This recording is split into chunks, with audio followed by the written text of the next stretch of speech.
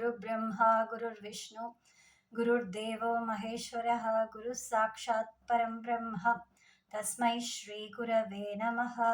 गुरवे सर्वलोकानां विषजे भवरोगिणां निधये सर्वविद्यानां श्रीदक्षिणामूर्तये श्रुतिस्मृतिपुराणानामालयं करुणालयं नमामि भगवत्पाद शङ्करं लोकशङ्करम् अपार करुणा सिन्धुं ज्ञानदं शान्तरूपिणं श्रीचन्द्रशेखर गुरुं प्रणमामि मुदान्वहम्। सदाशिवसमारम्भां शङ्कराचार्यमध्यमाम् अस्मदाचार्यपर्यन्तां वन्दे गुरुपरम्पराम्। नमस्कार, मैं डॉक्टर गायत्री हूँ। मैं एक BAMS डॉक्टर हूँ। अभी मैं अष्टांग हृदय का पहला मंगल श्लोक का वर्णन करना चाहता हूँ। ये पहली बार है मेरा हिंदी में प्रवचन करना, बात करना। ये पहली बार है, फिर भी हिंदी हमारा राष्ट्रभाषा है। इसमें बात करना चाहती हूँ, कुछ दोष है तो कृपया क्षमा कर दीजिए। इसलिए मैं अभी हमारा वीडियो में चले जाएंगे। ये आयुर्वेद का ज्ञान तो अति पुरान है। सनातन आयुर्वेद अनादि और सनातन और अनंत होता है। जैसे ये आयुर्वेद का ज्ञान हमेशा प्रपंच में रहता था, हमेशा प्रपंच में है ही। इसका कोई किया नहीं, ये हमेशा है। इसीलिए इसको कैसे हमको ये आयुर्वेद का ज्ञान प्राप्त हुआ, ये वेद द्वारा। ये वेद का एक अंग है, आयुर्वेद वेद का एक अंग है, क्योंकि इसको ये आयुर्वेद उपवेद माना जाता है। ये अथर्ववेद का उपवेद है। जैसे वेद में चतुर्दश विद्या स्थान करके हैं किम चतुर्वेद आप हम सभी लोग जानते हैं। ऋग यजुर साम अथर्वण वेद होता है और इसका अंग होता है शिक्षा, व्याकरण, छंदस, निरुक्ति, ज्योतिष और कल्प। ये सब वेद का अंग है। इसके अलावा दर्शन है और धर्मशास्त्र, मीमांसा इत्यादि शास्त्र है। और उसके बाद उपवेद है। जैसे यजुर्वेद का उपवेद धनुर्वेद होता है और ऋग्वेद का उपवेद आयुर्वेद होता है। आयुर्वेद ऋग्वेद का भी उपवेद माना जाता है, कहीं कहीं अथर्ववेद का भी उपवेद माना जाता है। इसीलिए ये आयुर्वेद अतीव मुख्य है। जैसे हमारा शरीर को रक्षण करना अतीव मुख्य है। जैसे कुमार संभव में कहा गया, शरीरम आद्यम खलु धर्म साधनम। शरीर ही धर्म का साधन है। न केवल धर्म का साधन, एक अर्थ और काम का भी साधन ये शरीर ही है। इसीलिए इसको पालन करना, रक्षण करना अति मुख्य है। सर्वमन्यत परित्यज्य शरीरम अनुपालयेत। इस शरीर को पालन करना ही पहला कार्य है। उसके बाद ही ये और बाकी कार्य हम लोग कर सकते, क्योंकि शरीर यद अभावे ही भावानां सर्वाभावः शरीरिणां। शरीर नहीं है तो इंद्रिय का कार्य नहीं होता है, हमको कुछ भी नहीं होता है, सर्व अभाव हो जाता है। इसलिए इस शरीर को पहला रक्षण करना है। और ये जो शरीर जिसका है वो सभी लोगों को ये आयुर्वेद का ज्ञान अवश्य होना चाहिए। इसीलिए हम सभी लोग इसको बहुत श्रद्धा करके हम लोग आयुर्वेद को हम लोग सीखेंगे। और इस आयुर्वेद का मुख्य ग्रंथ हम लोग जानते हैं, जैसे चरक संहिता, सुश्रुत संहिता और वाग्भटाचार्य का अष्टांग संग्रह। ये अतीव मुख्य ग्रंथ होता है। फिर भी बहुत सारे ग्रंथ हैं। ये चरक संहिता, ये एक श्लोक है। अत्रि कृतयुगे वैद्यः द्वापरे सुश्रुतस्मृतः कलौ वाग्भटनामा च गरिमा अत्र प्रदिश्यते इत्युक्ते अत्रि अत्रि का वो जो बुक है वो ही चरक संहिता है। चरक संहिता कृतयुग का ग्रंथ ऐसा बताया है इस श्लोक में। और द्वापर युग में सुश्रुत का संहिता बहुत प्रसिद्ध होता है, और कली युग में हमारा वाग्भट का अष्टांग संग्रह ही प्रसिद्ध होता है। फिर भी ये वाग्भटाचार्य ने अष्टांग संग्रह रचना किया, उसके बाद अष्टांग संग्रह भी बहुत बड़ा होता है करके अष्टांग हृदय को कर दिया। वो बहुत कंसाइज फॉर्म में है और इजी टू अंडरस्टैंड है, इसीलिए हम लोग अभी ये अष्टांग हृदय ही पहले पहले जो भी आयुर्वेद पढ़ना चाहते हैं वो लोग पहले अष्टांग हृदय को पढ़ेंगे, और उसके बाद फिर भी अष्टांग संग्रह नॉट ओनली, न केवल आरंभ में, अंतिम तक अष्टांग हृदय ही पढ़ते हैं, क्योंकि वही बेसिक एंड अल्टीमेट है। इसीलिए हमारा ये अष्टांग हृदय का पठन अभी शुरू होता है। वो ही अष्टांग संग्रह, अष्टांग हृदय अतीव मुख्य होता है। और अष्टांग, ये क्यों इसका नाम अष्टांग हृदय होता है करके देखेंगे तो, ये योग में जैसे अष्टांग है, योग में अष्टांग क्या है? यम नियम आसन प्राणायाम प्रत्याहार धारण ध्यान समाधि। ओके, ये अष्टांग है योग का। और वैसे ही आयुर्वेद का भी अष्टांग है, वो काय बाल ग्रह ऊर्ध्वांग शल्य दंष्ट्रा जर वृष, ये अष्टांग है। तो ये अलग अलग नहीं है, एक ही आदमी का अंग, बहुत सारे अंग होता है तो भी ये एक ही आदमी है। वैसे ही ये अलग अलग अंग है तो भी ये स्पेशलिटी जैसे नहीं है। वो हाथ के लिए अलग डॉक्टर, कान के लिए अलग डॉक्टर, वैसा नहीं है।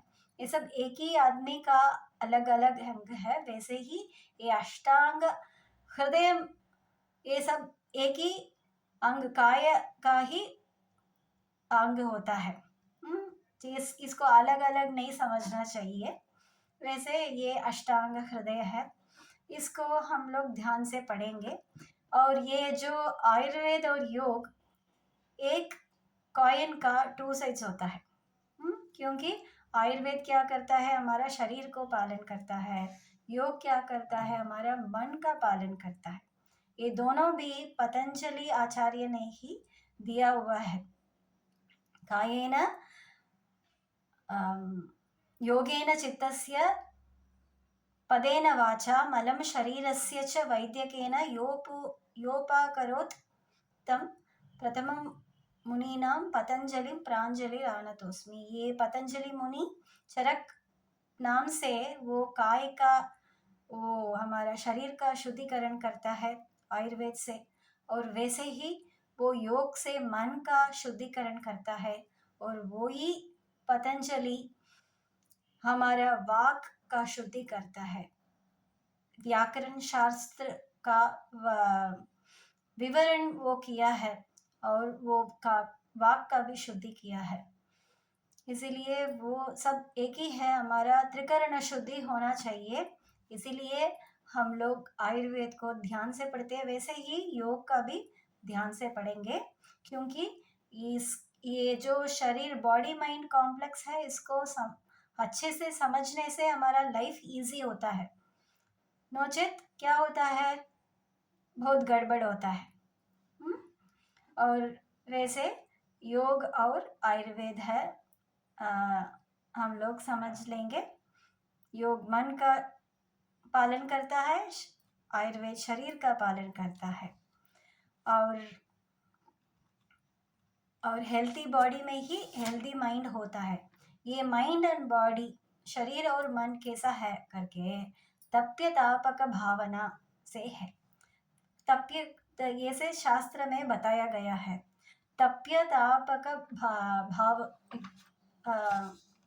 भाव है तो क्या बताएंगे?